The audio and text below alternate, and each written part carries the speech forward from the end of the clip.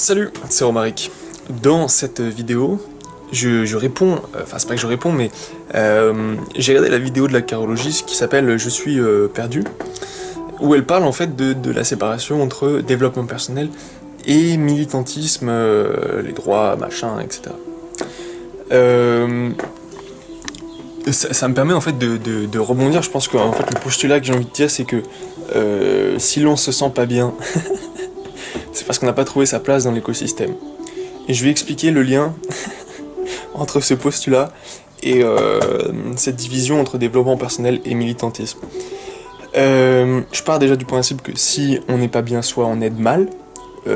Si on n'a pas le calme en soi, on peut pas regarder logiquement les choses qui sont autour et du coup les résoudre avec la même logique dont on a fait preuve pour observer. Donc, à partir du moment où tu mets du moins logique, du moins objectif, alors que t'essaies d'aider des gens, je pense que ton action est d'une certaine manière diminuée. Donc, c'est vrai que c'est important de commencer par le développement personnel, mais il faut pas... En fait, je pense que ce qui est important, c'est d'ancrer son processus de développement personnel dans une éthique plus globale. Quelque chose en fait qui donne du sens, quelque chose qui te fasse sentir que tu as trouvé ton rôle, que... Bref. Ça m'a fait penser à ça, principalement parce que ce qui pousse au développement personnel, c'est un malaise, et ce qui pousse à aider les autres, c'est ne pas réussir à solutionner à l'intérieur son malaise, ou de l'avoir solutionné, et du coup d'avoir du temps libre, l'esprit libre pour commencer à travailler dessus. Je pense que c'est plutôt ça qu'il faut viser, donc d'une certaine manière, avoir une première étape consistant à trouver un calme en soi, et ensuite réfléchir à comment je vais participer à l'amélioration de mon environnement. Parce que tout ce qui est droit, etc., enfin se battre pour les droits humains, me semble extrêmement important. Mais il me semble que c'est l'étape juste après la survie. La survie, ce que j'appelle le mode survie, c'est le moment où en fait tu dois penser à réunir tes besoins primaux. Et quand tu es en mode survie, moi ce que je me dis, c'est que les gens qui sont en mode survie ne seront pas 100% responsables de leurs actes. Parce qu'il y a une angoisse, parce qu'il y a une peur, parce que... en fait, quand tu es en mode survie, enfin, c'est pas que tu deviens un animal, mais tu as des circuits animaux qui se réveillent pour éviter de simplement mourir. Donc, sortir déjà les gens de la survie avec la nourriture, avec le logement, éviter qu'ils se retrouvent dans des zones de conflit. Enfin, il y a plein de manières d'aider les gens. Et ensuite, à toi de trouver le ou les rôles qui te permettent de rentrer dans ce sens sans te perdre. Moi, en tout cas en ce moment, je sens... c'est pas en ce moment particulièrement, mais j'ai l'impression d'être assez sensible, c'est-à-dire que les choses qui m'arrivent me travaillent en profondeur. Ce qui fait que je sais que je peux pas être en contact permanent, je peux pas être en contact même régulier avec des gens parce que simplement ça me convient pas, c'est pas ma manière de trouver ce calme qui, je l'espère, me permet de travailler de manière le plus efficiente, de plus logique, le plus objectif possible à cet objectif d'amélioration de l'écosystème. C'est pour ça que je parle de trouver sa fonction, son rôle écosystémique. Je pense pas qu'un animal déprime quand il est dans la nature, parce que, bon, d'une part, il est toujours en mode survie, mais une fois qu'il est sorti du mode survie, une fois qu'il a mangé, qu'est-ce qu'il fait? La plupart du temps, ils dorment, ils passent du temps au soleil, ils se reproduisent, ils font des trucs très simples. Donc ils se posent pas cette question de malaise. Le gros problème, c'est que l'humain, c'est pas un simple animal. Je me permets ce postulat, je veux pas être spéciste ou quoi, mais il me semble que l'humain peut mettre de la distance avec son côté animal. Ses pulsions, ces trucs comme ça, au lieu de se laisser posséder par elle, eh bien, l'humain peut... Il me semble, à force de travail, bien sûr. Je t'invite à regarder la vidéo de Missor sur... je me souviens plus du titre, mais il parle du cortex néofrontal.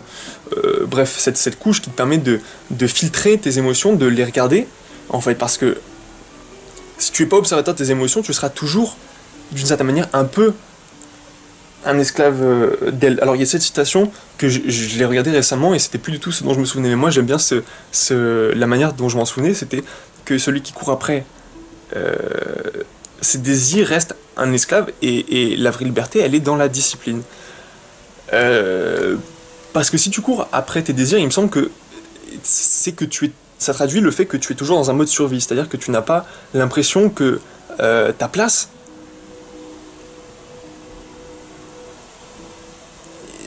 la place que tu as actuellement n'est pas fondamentalement la place que tu devrais avoir. C'est une manière d'extérioriser ce malaise, il me semble. Alors que le calme, la réalisation, la paix, etc., la sortie de ce cycle bonheur-malheur, elle est juste là. Elle est déjà là en fait. Il y a besoin de rien, il y a besoin juste d'avoir un tout petit peu de nourriture en théorie. Bien sûr, moi je suis pas un tout petit peu de nourriture, je suis plus. euh, Enfin, je veux dire, j'ai la nourriture qu'il me faut. Il y a besoin du nécessaire pour être bien. Le reste nous détourne, je crois, de ce vrai calme en fait. Plus tu vas travailler des conditions, plus potentiellement dans le futur, tu vas mettre en danger le calme que tu vas construire. C'est pas simplement une question de karma, c'est juste une question de... quand tu commences à investir du temps dans quelque chose, cette chose t'est liée. Tu peux pas t'en détacher aussi facilement. Tu peux pas... c'est pas possible. Enfin, moi, j'arrive pas. Je préfère encore me tenir à distance en observateur plutôt que de commencer à créer des attaches qui, dans le futur, pourraient potentiellement pas nuire, mais me sortir de cette situation de calme qui me semble être le stade, pas final, mais le stade à viser. Si le stade final, mais pas en tant qu'humain, peut-être avec plus de choses. Plus dans le futur, je veux dire, plus de perspectives. Euh, je pense que quand on n'a pas de... Voilà, le vrai problème, c'est que l'humain se sort de l'animal petit à petit. Il se sort... je dis petit à petit, hein, c'est pas évident, c'est que il réfléchit de plus en plus, il me semble, et se bagarre un peu moins, se fait de moins en moins de mal.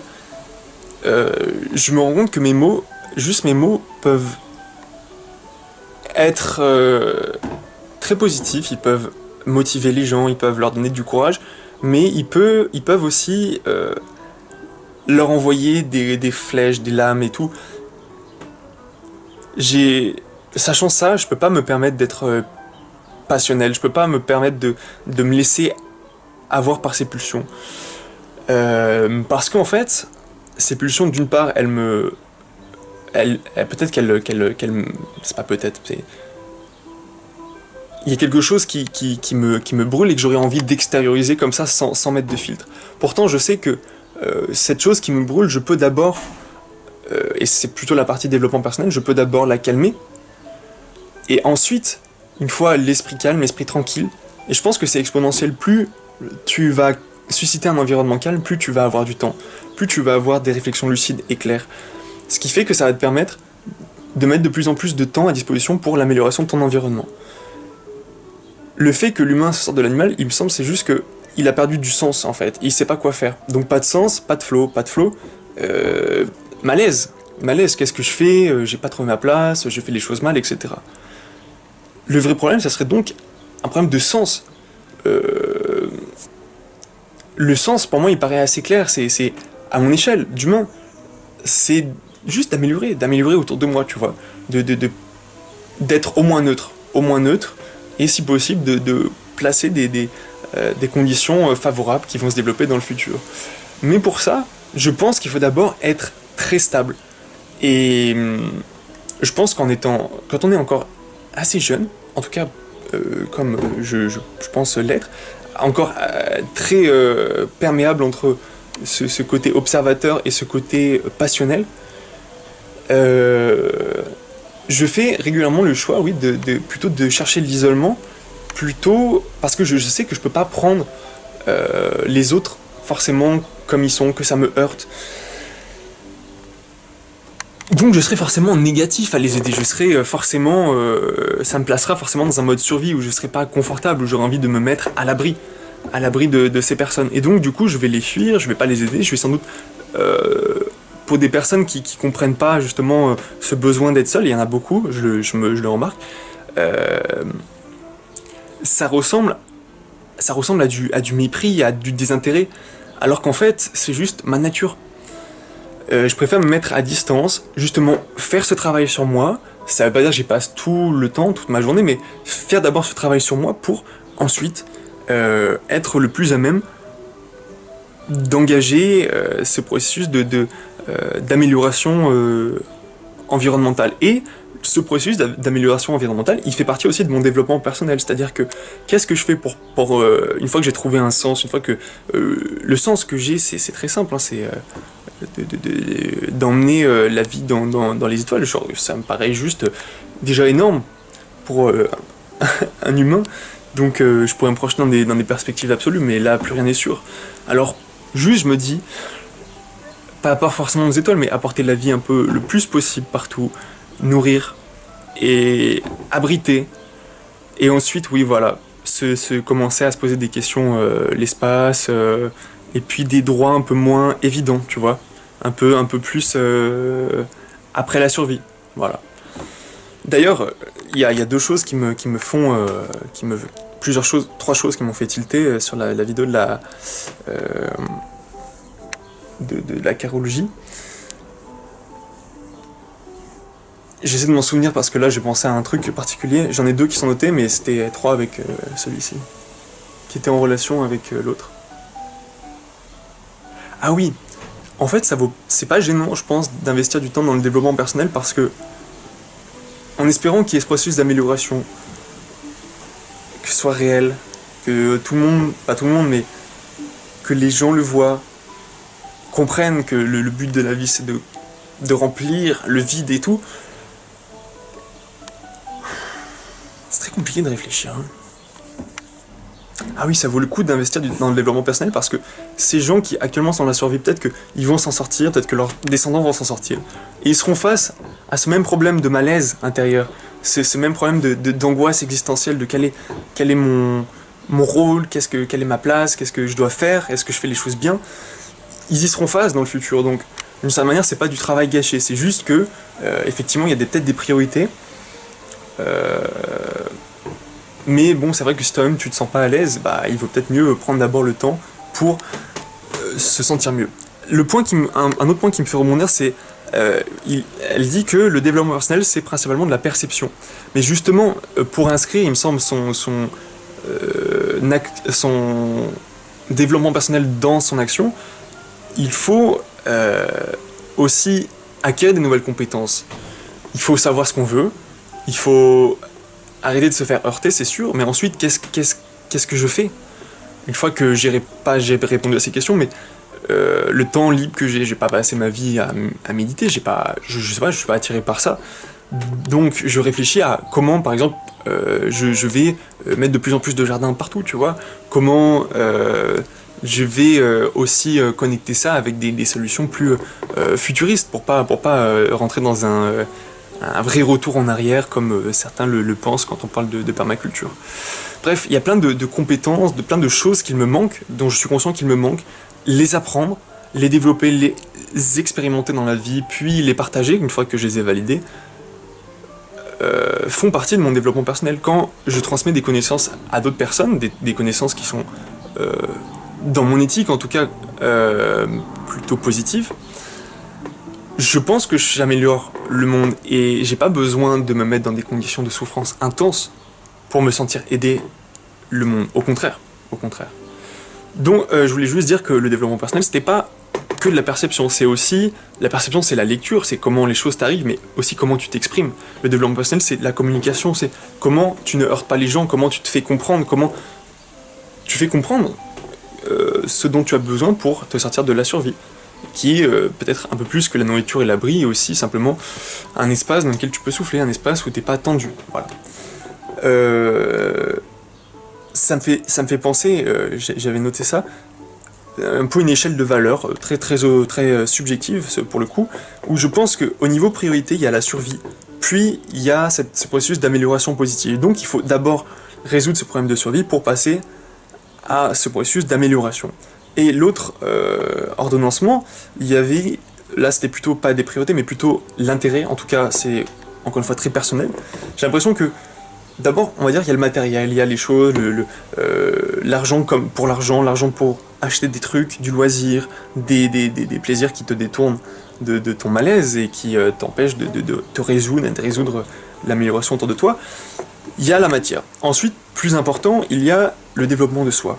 Parce que justement, si tu n'es pas bien, il me semble pas que tu puisses améliorer les autres. Ça veut pas dire que tu peux pas être en contact avec les autres, puisque moi je me suis trouvé souvent dans des situations bloquées mentalement, où je me disais je peux pas me sortir de ces boucles, machin, et donc je suis obligé d'être en contact avec des gens, soit, bien sûr sur YouTube c'est plus facile, mais il n'y a pas cet échange, mais simplement des gens comme ça qui sentent en fait, quand t'as ce malaise, il y a des gens qui vont venir te voir, il y a des gens, tu vas trouver les gens qui vont te donner les mots, qui vont te faire sentir, je suis pas tout seul, il y a d'autres personnes, tu vois, voilà, des fois il faut se souvenir de ça.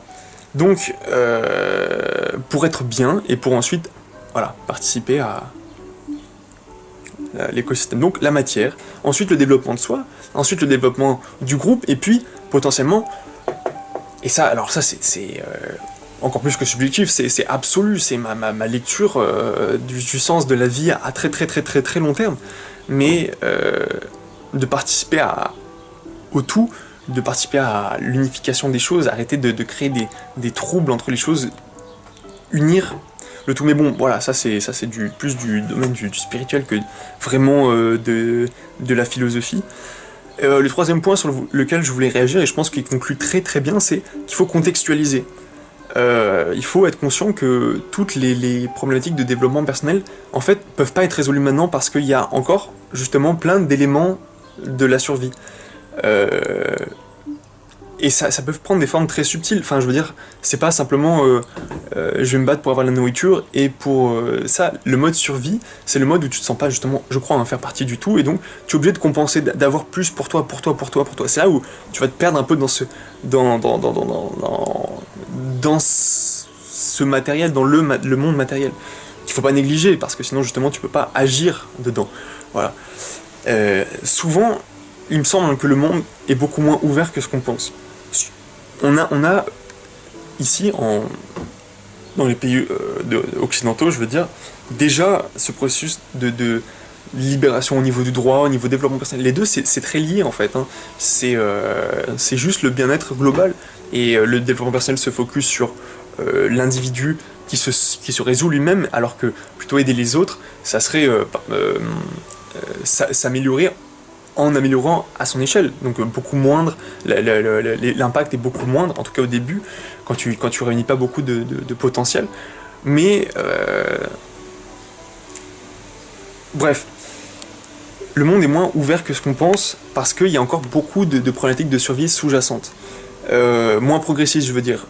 Je le sens, maintenant j'arrive à vivre avec, je me sens très en décalage avec la plupart des gens par mon... En fait, juste parce que... Je vais pas dire mon mode de vie, parce que ça serait dire que j'ai choisi un mode de vie comme ça, mais ce mode de vie, il est pas j'ai un mode de vie assez calme, très calme. Je l'ai dit dans la vidéo lent, j'aime bien penser que une semaine, c'est pour moi un jour. Voilà, ça me laisse le temps de me reposer, d'être lucide, d'éviter de courir et de faire des actions que je regretterai ensuite. Je préfère passer du temps à bien concevoir les choses, même, et rester souple. Ça veut pas dire que une fois que j'ai fixé un truc, je veux que ça soit exactement comme ça. C'est juste, je préfère bien réfléchir avant d'agir. Et tu sais, tout le monde sait ça. Mais la plupart des gens ont la flemme de fournir ce gros travail au début, de réflexion, de concentration, pour mieux sortir son action. Ce qui est bête, parce qu'ensuite ils vont devoir résoudre, ils vont sans doute pas améliorer leur environnement, et ce qui fait qu'ils vont devoir résoudre les conséquences négatives. Mais il y a toujours ce côté, c'est le côté flemme, le côté procrastination, où le plaisir facile, le plaisir instantané, l'emporte toujours sur la vision à long terme. Et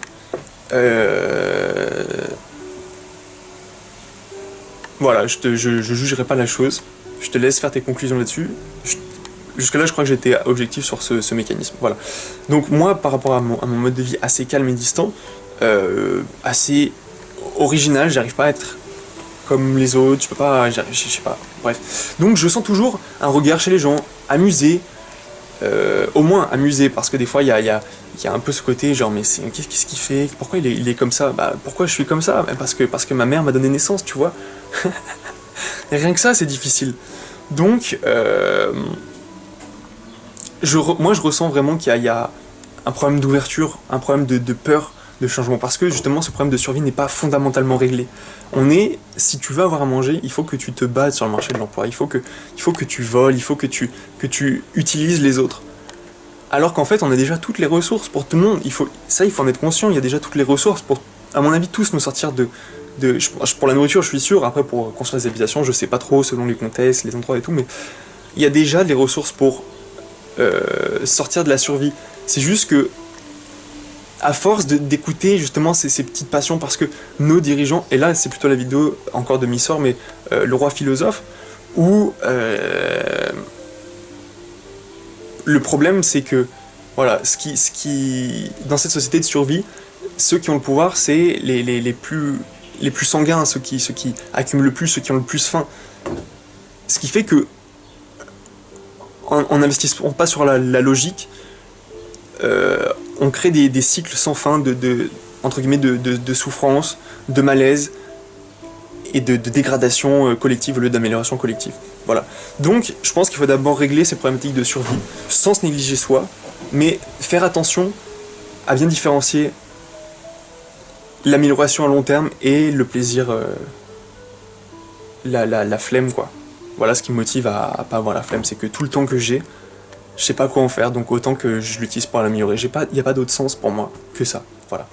Bref, donc j'ai un peu répondu à ça. Enfin, c'est pas répondu, c'était pas une réponse, c'est pas. Voilà, j'avais juste des points qui me venaient comme ça, des idées. Les idées se transmettent, c'est aussi un des sens de la vie des humains, peut-être, de se transmettre des idées pour résoudre chacun nos blocages petit à petit et aller vers un monde où il n'y a pas de survie, on n'essaie pas de voler aux autres, on n'essaie pas de contraindre les autres. Voilà ce à quoi et pour ça, j'aspire, et pour ça, je pense qu'il n'y a rien de mieux que de se mettre dans des situations calmes et logiques pour bien réfléchir, pour être le plus conscient de ses actions. Sur ce, je te laisse et je te dis bonne journée, bon développement et bonnes actions dans le monde réel, parce qu'il ne faut pas vivre que dans ses idées, sinon tu ne seras qu'une idée, c'est-à-dire quelque chose qui est oublié quand on passe à la suivante. À bientôt.